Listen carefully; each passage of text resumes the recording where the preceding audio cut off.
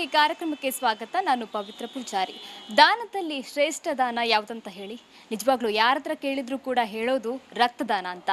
ಒಂದು ರಕ್ತದಾನದಿಂದ ಒಂದು ಜೀವವನ್ನು ಉಳಿಸಬಹುದು. ಜೀವ ಉಳಿಸೋದಕ್ಕಿಂತ ಒಂದು ಶ್ರೇಷ್ಠವಾದ ಕೆಲಸ ಅಥವಾ ಪುಣ್ಯದ ಕೆಲಸ ಬೇರೆ ಇಲ್ಲ ಅಂತಲೇ ಹೇಳ್ಬೋದು. ನಿಜವಾಗ್ಲೂ ಈ ರೀತಿಯಾಗಿ ರಕ್ತದಾನ ಮಾಡ್ತಾ ಅದೆಷ್ಟು ಶಿಬಿರಗಳನ್ನು ಆಯೋಜನೆ ಮಾಡಿರುವಂಥ ಒಂದು ಸಂಘಟನೆ ಇದೆ. ಆ ಸಂಸ್ಥೆ ಬ್ಲಡ್ ಹೆಲ್ಪ್ ಲೈನ್ ಕರ್ನಾಟಕ ಅಂತ. ಈ ಸಂಸ್ಥೆಯ ಜೊತೆ ನಾವಿವತ್ತು ಇರ್ತೀವಿ.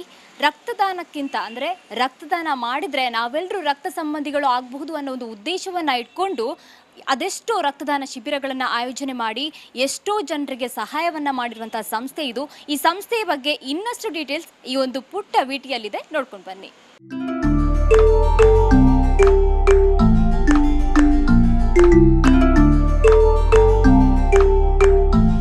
ದಾನಗಳಲ್ಲಿ ಶ್ರೇಷ್ಠ ದಾನ ರಕ್ತದಾನ ಎಂಬ ಮಾತಿದೆ. ಆರುವ ದೀಪಕ್ಕೆ ಜೀವದಾನ ಮಾಡುವ ಶಕ್ತಿ ರಕ್ತಕ್ಕಿದೆ. ಇತ್ತೀಚಿನ ದಿನಗಳಲ್ಲಿ ಆಸ್ಪತ್ರೆಗಳಲ್ಲಂತೂ ದಿನದಿಂದ ದಿನಕ್ಕೆ ರಕ್ತದ ಬೇಡಿಕೆ ಜಾಸ್ತಿಯಾಗುತ್ತಿದೆ.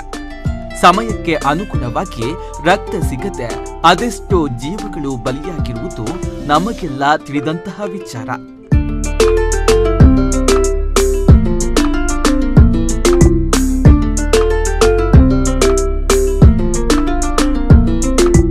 ಇನ್ನು ರಕ್ತದ ಅವಶ್ಯಕತೆ ಮನಗಂಡು ರಕ್ತದಾನ ಮಾಡುವ ಮೂಲಕ ಎಲ್ಲರೂ ರಕ್ತ ಸಂಬಂಧಿಗಳಾಗೋಣ ಎಂಬ ಉದ್ದೇಶವನ್ನ ಇಟ್ಟುಕೊಂಡು ರೋಗಿಗಳಿಗೆ ಅಗತ್ಯವಾದ ರಕ್ತ ಪೂರೈಕೆಗಾಗಿ ಬ್ಲಡ್ ಹೆಲ್ಪ್ ಲೈನ್ ಕರ್ನಾಟಕ ಎಂಬ ಸಂಸ್ಥೆ ಪಣ ತೊಟ್ಟಿದೆ.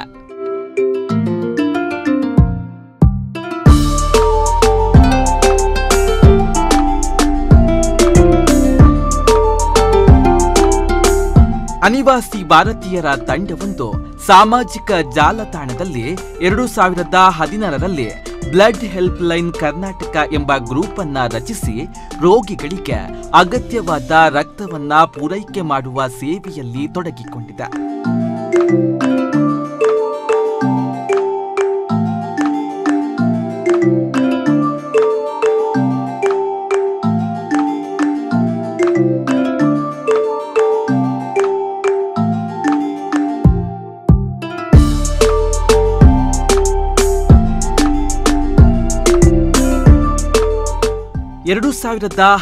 ರಲ್ಲಿ ಕರ್ನಾಟಕ ಸರ್ಕಾರದಿಂದ ಅಧಿಕೃತವಾಗಿ ನೋಂದಾಯಿಸಲ್ಪಟ್ಟಿರುವ ಸಂಸ್ಥೆಯು 30 ಅಧಿಕೃತ ನಿರ್ವಾಹಕರ ಮೂಲಕ ಕಾರ್ಯಾಚರಿಸುತ್ತಿದೆ.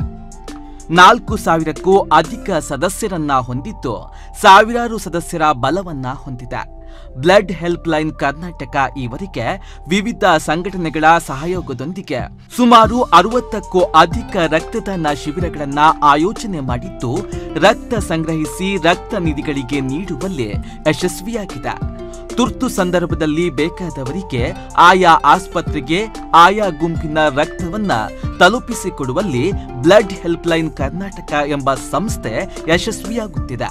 ಪರೋಪಕಾರ ಬಯಸದೆ ನಿಸ್ವಾರ್ಥ ಸೇವೆಗೈಯುತ್ತಿರುವ ಈ ಸಂಸ್ಥೆಯ ಕಾರ್ಯಕ್ಕೆ ಎಲ್ಲೆಡೆ ಪ್ರಶಂಸೆ ವ್ಯಕ್ತವಾಗಿದೆ.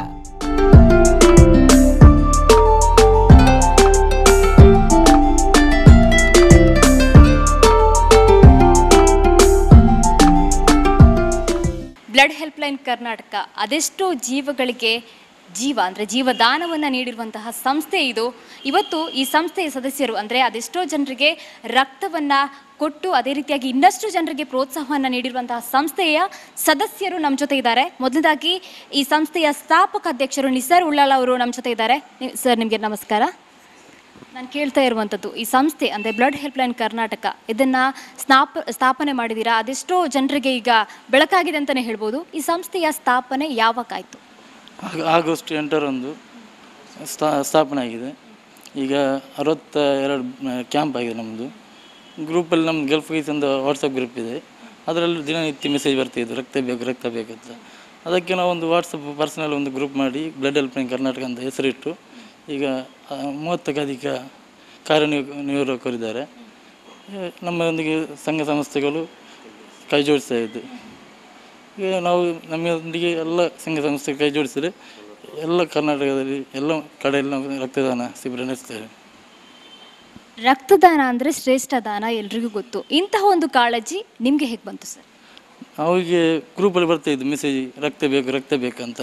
ಯಾರು ಸಹ ಇದಕ್ಕೆ ಸ್ಪಂದಿಸ್ತಾ ಇಲ್ಲ. ಇದನ್ನು ನೋಡಿ ನಾವೊಂದು ನಾಸಿರುಲ್ಲಾ ತಂದಿದ್ದರು. ಅವ್ರದ್ದು ಹೇಳಿದ ನಾವೊಂದು ವಾಟ್ಸಪ್ ಗ್ರೂಪ್ ರಚಿಸುವ ಹೇಳಿದ್ರು, ನಾವು ಫುಲ್ ಸಹಕಾರ ನಾವು ಕೊಡ್ತೇವೆ ಅಂತ. ಫಸ್ಟ್ 10-15 ಜನ ಇದ್ದೇವೆ. ಅವರೆಲ್ಲ ನಮಗೆ ಸಹಕಾರ ಕೊಟ್ಟರು. ನಾವು ಸಂಘ ಸಂಸ್ಥೆಗಳೊಂದಿಗೆ ಕೈ ಜೋಡಿಸಿ ಎಲ್ಲ ಸಂಘ ಸಂಸ್ಥೆ ನಮ್ಮೊಂದಿಗೆ ಕೈ ಜೋಡಿಸ್ತಾ ಇದ್ದಾರೆ. ಎಲ್ಲಿಗೆ ರಕ್ತ ಕ್ಯಾಂಪ್ ಮಾಡುವಂತ ಅವರು ಸಪೋರ್ಟ್ ಮಾಡ್ತಾಯಿದ್ದಾರೆ. ಈಗ ಮಂಗಳೂರು ರಕ್ತ ಬೇಕಾದರೆ ಸಮೀರ್ ರಾಯ್ಭಟ್ ಇದ್ದಾರೆ, ಇವರಿಗೆ ಕಾಲ್ ಮಾಡ್ತಾರೆ, ಇವರು ಅರೇಂಜ್ ಮಾಡ್ತಾರೆ. ಫೈಜಲ್ ಮಂಚಿ ಮತ್ತು ತುಂಬ ಪುತ್ತೂರು, ಸುಳ್ಯ ಎಲ್ಲ ಕಡೆಯಲ್ಲೂ ರಕ್ತ ಬೇಕಾದರೆ ನಮಗೆ ಕಾಲ್ ಮಾಡಿದ್ರೆ ನಾವು ಅರೇಂಜ್ ಮಾಡಿ ಕೊಡ್ತೇವೆ. ಇದುವರೆಗೂ ಎಷ್ಟು ಶಿಬಿರಗಳನ್ನು ಆಯೋಜನೆ ಮಾಡಿದ್ದೀರಾ? ಈಗಾಗಲೇ 62 ಶಿಬಿರ ಆಗಿದೆ. 4500ಕ್ಕೂ ಅಧಿಕ ಬ್ಲಡ್ ಕನೆಕ್ಟ್ ಮಾಡ್ತೇವೆ. ಎಲ್ಲೆಲ್ಲಿ ಇದಂದರೆ ಬ್ಲಡ್ ಡೊನೇಷನ್ ಕ್ಯಾಂಪ್ಗಳನ್ನು ಮಾಡಿದ್ದೀರಾ? ಕರ್ನಾಟಕದಲ್ಲಿ Mangaluru, Puttur, Udupi, Kundapura, Byndoor, Bhatkal, Bangalore, Sullia, Saudi Arabia, Dubai ಎಲ್ಲ ಕಡೆ ಮಾಡಿದ್ದೀವಿ. ಈಗ ಅಲ್ಲಲ್ಲಿ ಒಂದೊಂದು ಘಟಕ ಇದೆಯಾ ಹೇಗೆ? ಈಗ ಇದೆ, ಅಲ್ಲೆಲ್ಲಿ ಘಟಕ ಇದೆ. ಮೈಸೂರು ಅಂತ ಇದೆ, ಕಲಬುರಗಿ ಇದೆ, ರಾಯಚೂರು ಇದೆ, ದಾವಣಗೆರೆ ಎಲ್ಲ ಕಡೆ ಇದೆ, ಸುಳ್ಯ, ಪುತ್ತೂರು ಎಲ್ಲ ಕಡೆ ಇದೆ. ಈಗ ಒಂದು ಬ್ಲಡ್ ಡೊನೇಷನ್ ಕ್ಯಾಂಪನ್ನು ಒಂದು ಪ್ರದೇಶದಲ್ಲಿ ನಾವು ಆಯೋಜನೆ ಮಾಡಬೇಕಾದ್ರೆ ಇತರ ಸಂಸ್ಥೆಗಳ ಹಾಗೆ ಆಸ್ಪತ್ರೆಗಳ ಕೂಡ ಒಂದು ಸಹಯೋಗ ಬೇಕಾಗುತ್ತೆ. ನಿಮಗೆ ಆ ರೀತಿಯಾಗಿ ಸಹಾಯ ಮಾಡಿರುವಂತಹ ಸಂಸ್ಥೆಗಳು ಯಾವುದು? ತುಂಬ ಇದೆ. 63 ಸಂಘ ಸಂಸ್ಥೆ ನಮಗೆ ಈಗಾಗಲೇ ಸಪೋರ್ಟ್ ಮಾಡಿದ್ದೀವಿ. ನಾವು ಕಾಲ್ ಮಾಡಿ ಕೇಳ್ತೇವೆ, ನಿಮ್ಮ ಊರಲ್ಲಿ ರಕ್ತ ಶಿಬಿರ ನಡೆಸುವ ಅಂತ. ಅವ್ರು ಹೇಳ್ತಾರೆ ನಡೆಸುವ, ನಾವು ಫುಲ್ ಸಹಕಾರ ನಾವು ಕೊಡ್ತೇವೆ ಅಂತ. ಹಾಸ್ಪಿಟಲ್ಗೆ ನಾವು ಲೆಟ್ರ್ ಎಲ್ಲ ಕೊಡ್ತೇವೆ. ಹಾಸ್ಪಿಟಲ್ ನಾವೇ ಕರ್ಕೊಂಡು ಬರೋದು, ಅಲ್ಲಿ ಎಲ್ಲ ವ್ಯವಸ್ಥೆ ಮಾಡಿಕೊಡ್ತಾರೆ. ಸಭಾ ಕಾರ್ಯಕ್ರಮ ಎಲ್ಲ ನಡೆಸ್ತಾ ಇದ್ದೇವೆ. ಈಗಾಗಲೇ 62 ಕ್ಯಾಂಪು ಆಗಿದೆ ಬ್ಲಡ್ ಹೆಲ್ಪ್ ಲೈನ್ ಕರ್ನಾಟಕ. ನಿಮ್ಮ ಈ ಒಂದು ಕಾರ್ಯಕ್ಕೆ ಇತರ ಅಂದರೆ ಸಾರ್ವಜನಿಕರ ಎಲ್ಲ ಸಹಯೋಗ ಯಾವ ರೀತಿಯಾಗಿ? ಸಾರ್ವಜನಿಕರು ತುಂಬ ನಮಗೆ ಸಪೋರ್ಟ್ ಆಗಿ ಮಾಡ್ತಿದ್ದಾರೆ. ನಾವು ಈಗ ರಕ್ತದಾನ ಶಿಬಿರ ನಡೆಸಿದರೆ ಅಲ್ಲೆಲ್ಲ ದಾನಿಗಳು ಬಂದು ನಮ್ಮೊಂದಿಗೆ ಕೈ ಜೋಡಿಸ್ತಿದ್ದಾರೆ. ಒಂದೊಂದು ಕ್ಯಾಂಪಲ್ಲಿ 100-100ಕ್ಕೂ ಅಧಿಕ ರಕ್ತವನ್ನು ನಾವು ಸ್ವೀಕರಿಸ್ತೇವೆ. ನೀವೆಷ್ಟು ಬಾರಿ ರಕ್ತದಾನ ಮಾಡಿದ್ದೀರಾ? ನಾವಿರೋದು ಕುವೈತಿಯಲ್ಲಿ. ನಾವಿಲ್ಲಿ 3-4 ಸಲ ರಕ್ತ ಮಾಡಿದ್ದೇವೆ ಊರಿನಲ್ಲಿ ಇರುವಾಗ. ಮಾತ್ರ ಅಲ್ಲಿ ಬೇಕಾದರೆ ನಾವು ಅರೇಂಜ್ ಮಾಡಿ ಕೊಡ್ತೇವೆ ಕುವೈತಲ್ಲಿ. ನಮ್ಮ ಯಾರಿಗಾದ ಕರಾವಳಿ ಯಾರಿಗೆ ಬೇಕಾದರೆ ನಾವು ಮುಸ್ಲಿಂ, ಹಿಂದೂ, ಮುಸ್ಲಿಂ, ಕ್ರಿಶ್ಚಿಯನ್ ಯಾವುದೇ ಜಾತಿದ ಮತದ ನೋಡಿದ್ರೆ ನಾವು ರಕ್ತ ಅರೇಂಜ್ ಮಾಡಿ ಕೊಡ್ತಾ ಇದ್ದೇವೆ. ನಿಜವಾಗ್ಲೂ ರಕ್ತಕ್ಕೆ ಅಂದರೆ ರಕ್ತದಾನ ಮಾಡುವಾಗ ಯಾವುದೇ ಜಾತಿ ಧರ್ಮ ಅಂತ ಇಲ್ಲ. ಅದೇ ರೀತಿಯಾಗಿ ನೀವು ಕೂಡ ಈಗ ರಕ್ತದಾನವನ್ನು ಮಾಡ್ತಾ ಇದ್ದೀರಾ. ಈಗ ಮುಸಲ್ಮಾನರು ಅಂದರೆ ಈ ಸಂಸ್ಥೆಯಲ್ಲಿ ಇರೋರೆಲ್ಲ ಮುಸಲ್ಮಾನರ? ಅಲ್ಲ, ಮುಸ್ಲಿಮರಿದ್ದಾರೆ, ಕ್ರಿಶ್ಚಿಯನ್ ಅವರಿದ್ದಾರೆ, ಎಲ್ಲ ಜಾತಿಯವರು ನಮ್ಮ ಗ್ರೂಪ್ನಲ್ಲಿ ಇದ್ದಾರೆ. ರಕ್ತಕ್ಕೆ ಜಾತಿ ಇಲ್ಲ, ಧರ್ಮ ಇಲ್ಲ. ರಕ್ತದಾನದಿಂದ ನಾವೆಲ್ಲರೂ ಕೂಡ ರಕ್ತ ಸಂಬಂಧಿಗಳಾಗಬಹುದು ಅಂತ ಬ್ಲಡ್ ಹೆಲ್ಪ್ ಲೈನ್ ಕರ್ನಾಟಕದ ಸದಸ್ಯರು ಹೇಳ್ತಾರೆ.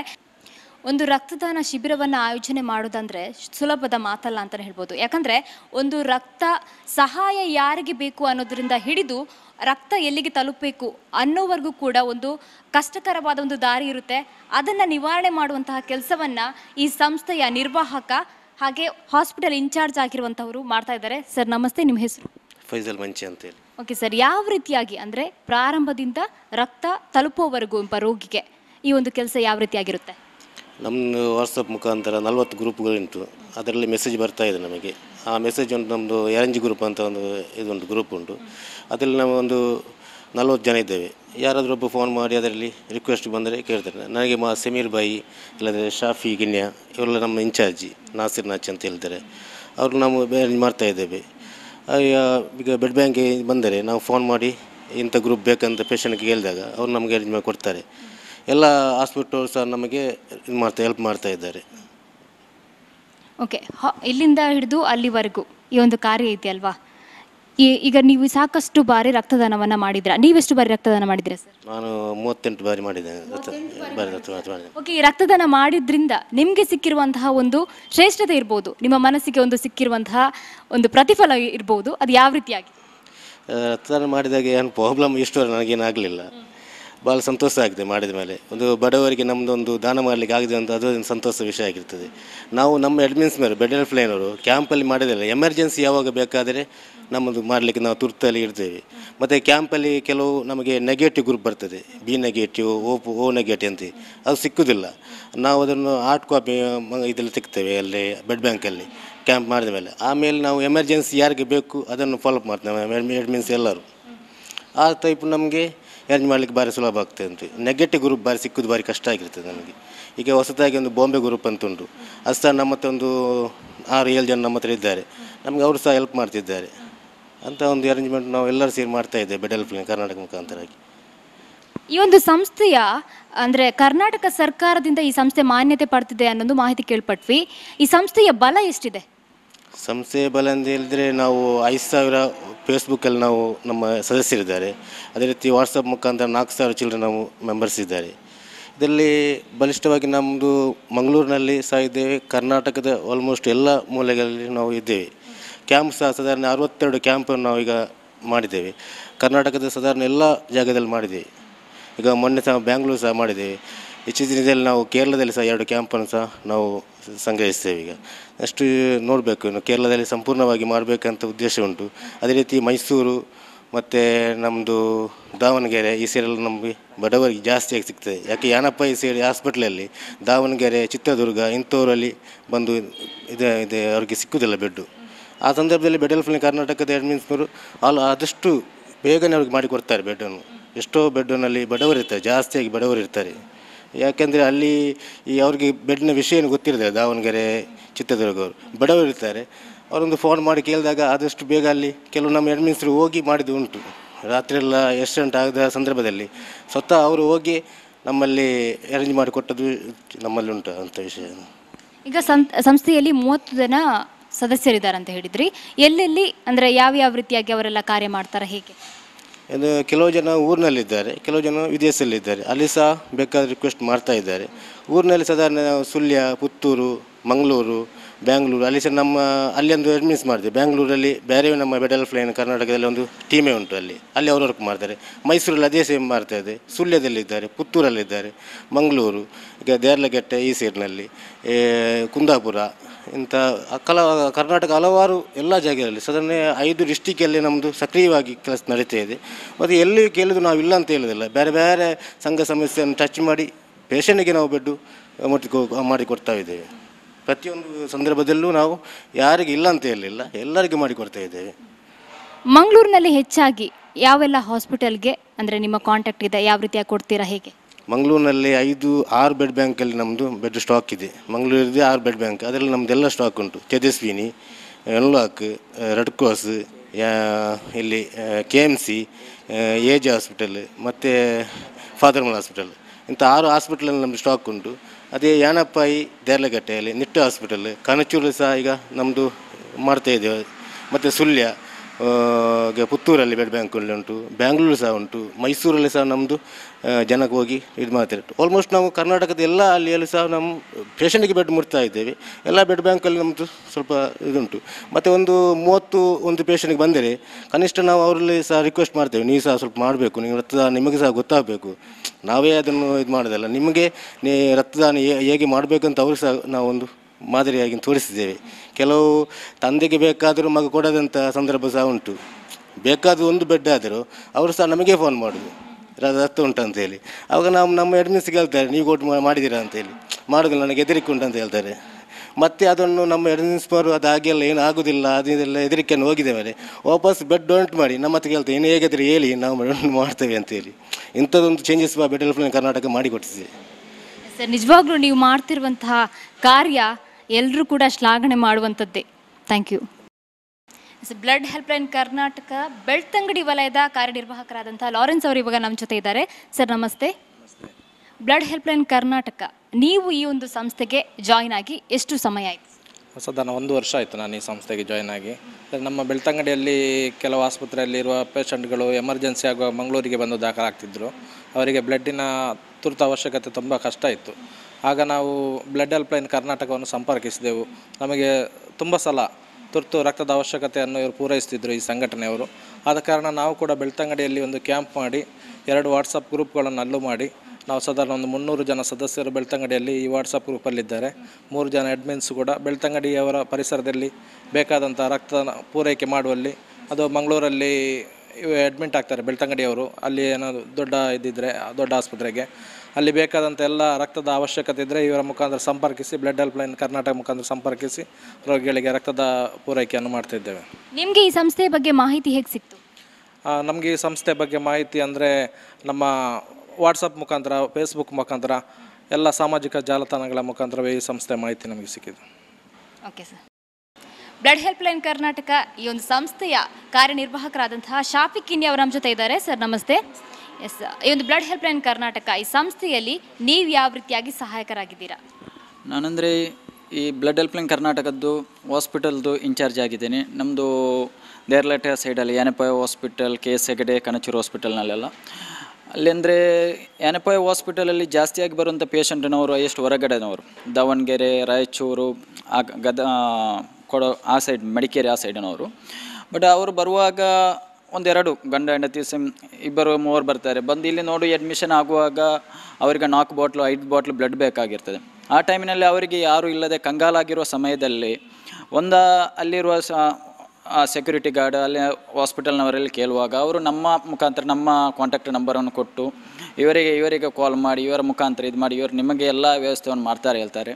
ಸೊ ಆ ಸಮಯದಲ್ಲಿ ಅವರಿಗೆ ಬೇಕಾದ ಎಲ್ಲ ವ್ಯವಸ್ಥೆಯನ್ನು ಕೂಡ ನಾವು ಮಾಡ್ತಾ ಇದ್ದೇವೆ. ಯಾಕೆಂದರೆ ಫೋನ್ ಮುಖಾಂತರ ಅವ್ರು ಕಾಲ್ ಮಾಡ್ತಾರೆ, ಅವರಿಗೆ ಯಾವ ಗ್ರೂಪ್ ಬೇಕಂತ ಹೇಳಿ ಅವರಿಗೆ ಆ ಹಾಸ್ಪಿಟಲ್ ಬ್ಲಡ್ ಬ್ಯಾಂಕ್ ಹೋಗಿ ಮಾತನಾಡಿ ಅವರಿಗೆ ನಾವು ಅರೇಂಜ್ಮೆಂಟ್ ಮಾಡ್ತೇವೆ. ಪ್ಲಸ್ ಸೇಮ್ ಗ್ರೂಪ್, ಈಗ ರೇರ್ ಗ್ರೂಪ್ ಆಗಿರುತ್ತದೆ, O negative, A negative, B negative ಇಂಥ ಗ್ರೂಪ್ ಅಲ್ಲ.